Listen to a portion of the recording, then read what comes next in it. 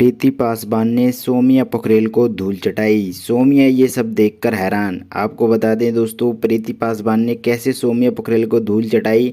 अगर आप भी जानना चाहते हैं तो वीडियो से बने रहिएगा दोस्तों, वीडियो को पूरा ज़रूर देखिए।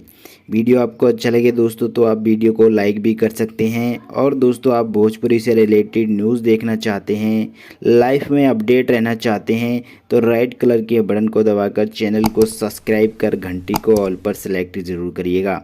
दोस्तों, आपको बता दें प्रीति पासवान ने कैसे धूल चटाई सौम्या पोखरेल को। दोस्तों, सौम्या पोखरेल भोजपुरी की हीरोइन तो बनने लगी, लेकिन दोस्तों सौम्या पोखरेल को वो इज्जत नहीं मिल पाई जो कि दोस्तों प्रीति पासवान को मिली।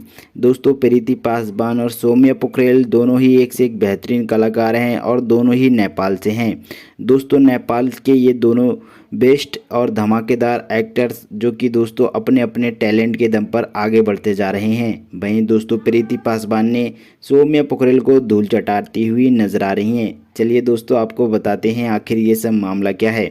दोस्तों, प्रीति पासवान को नेपाल के पीएम ने दोस्तों बुलाया और प्रीति पासवान का स्वागत किया। जैसे कि दोस्तों आप स्क्रीन पर देख रहे हैं, ये वीडियो दोस्तों सोशल मीडिया पर बहुत ही तेज़ी से वायरल हो रहा है, जिसमें दोस्तों प्रीति पासवान को नेपाल के पीएम दोस्तों स्वागत कर रहे हैं और सम्मान दे रहे हैं। वहीं दोस्तों अभी तक ऐसा कोई वीडियो सामने नहीं आया है जिसमें दोस्तों सौम्या पोखरेल को कोई सम्मान दे रहा हो, कोई तारीफ कर रहा हो। हर कोई दोस्तों सौम्या पोखरेल के बारे में गलत ही बात कर रहा है। दोस्तों, आपकी क्या राय है कमेंट बॉक्स में ज़रूर बताइए। रेड कलर के बटन को दबाकर चैनल को सब्सक्राइब जरूर करिए।